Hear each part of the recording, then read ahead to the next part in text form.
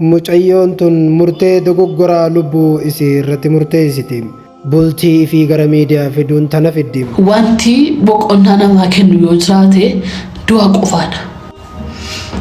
Yeroo tokko tokko hojjettanis waan baay'ee gootanii isiniin darbu.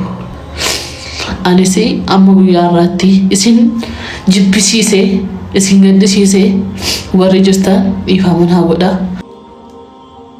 Jechaan qabu bakka. Anaaf kun guyyaa dhumaati. Maqaanis kan sooshaal miidiyaa irratti ittiin beekamtu Boonii jedhamuudhaan beekamti. Isii fi abbaa mana isii sooshaal miidiyaa irratti yeroo jireenya isaanii viidiyoo waraabanii maqaa garaagaraatiin wal waamuudhaan viidiyoo jaalala irratti hojjetan namoonni baay'een jireenya keessan sooshaal miidiyaa irra hin fidinaa jedhee koomentii irratti isaaniif yaada kennaa ture. Namoonni gariin jechoota hamaadhaanuu isii bushee isaa fi arrabsaa turan. Guyyaa har'aan tanaa taatee addaa tokkotu mudate. Isiinis waan hin taane tokko ofirratti raawwatte. Dursa sooshaal miidiyaa isii yookiin feesbuuka isii irratti waan tokko barreessitee turte. Wanni isiin barreessitees sa'atii takka dura yaa biyya lafaa nagaatti jechuudhaan karaa fuula feesbuuka isiitiin laxxafte.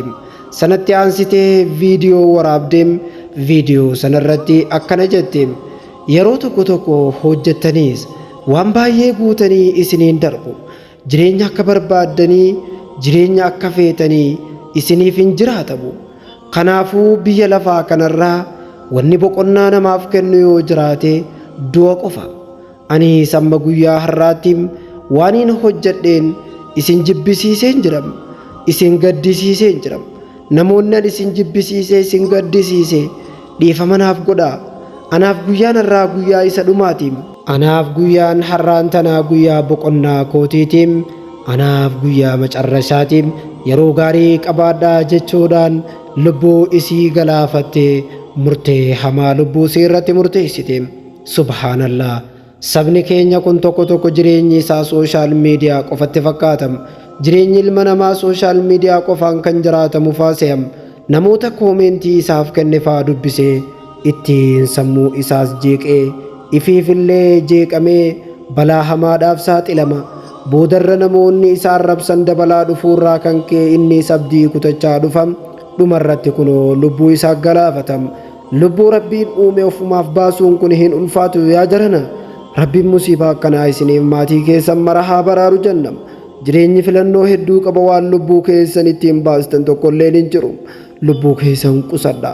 Addunyaa tanarratti waan hedduu argaa jirram. Garuu jiruu keessan gara sooshaal miidiyaa hin fidinaan dhaamsa kiyyam. Keessumattuu bultii teessan gara miidiyaa hin fidinaa isiniin jennam.